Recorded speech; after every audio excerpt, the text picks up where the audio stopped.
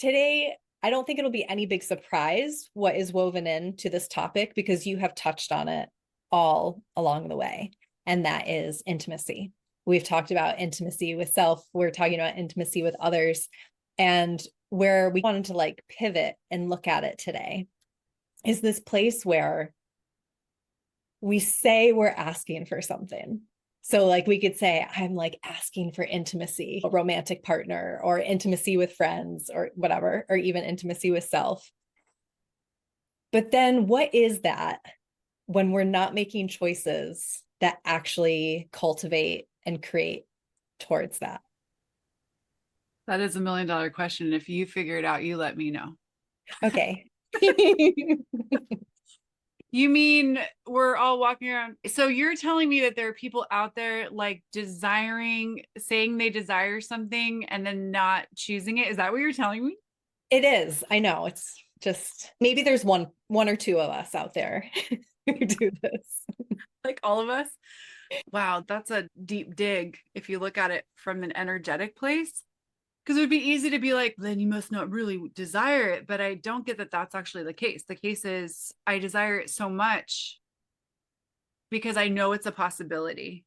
I know it because either I've had a glimpse of it in my world or I've just always known it. And you can look at that in many arenas in our life where we just have a knowing of what should be possible and it eats at our, in our tummies or at our hearts or whatever part of the body you feel it in. But then there seems to be all these roadblocks, right? That like, why isn't it showing up? I'm requesting it. I'm shouting it from the rooftops.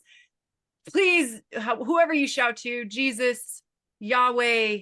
I don't know a lot of gods. Sorry, guys. Universe, stars, moons, whatever you pray to. I don't know. You're like, give it to me. And then it's not showing up.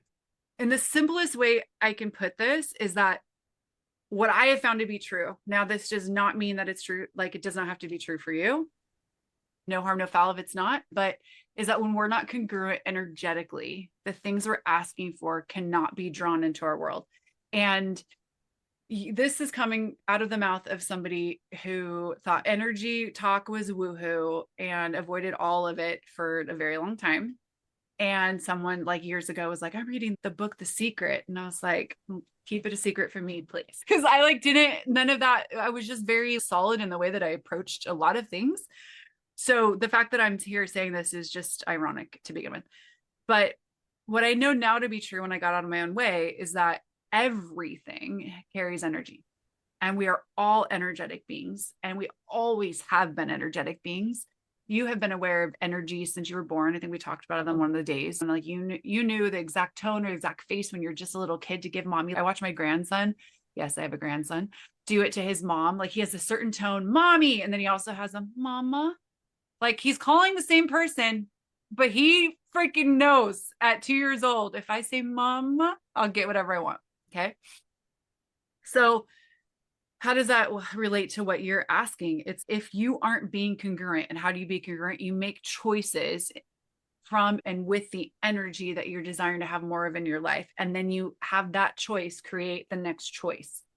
And then more possibilities show up from each choice because you're choosing and integrating the energy that you would like to have. So if you'd like to have intimacy, but you're not choosing intimacy with you, it's a challenge to go out and create it with someone else because is it ever true intimacy? If both people don't have intimacy with themselves, then how can there ever be true intimacy? How can I bring to the table something that I don't even actually have or own? So you got to start, we have to start choosing from the menu of the future we'd like to create. Like we think intimacy is going to knock on our door, sit on our laps, like we were Santa Claus and be like, here's what I'm giving you for Christmas. You're going to get more of me. That's not how it works. You have to choose it. And choice creates things showing up in your life, not asking. Like asking, yes, but asking is like, hey, I'd like to have this. I said this to my son yesterday. My son took our puppy on a walk. She's 9 months old, but she's 50 pounds, but she's still a puppy. But you look at her, you could think she is a full-blown dog. She's a full-grown dog. And he gets really frustrated. And he takes me, I did everything he told me to do.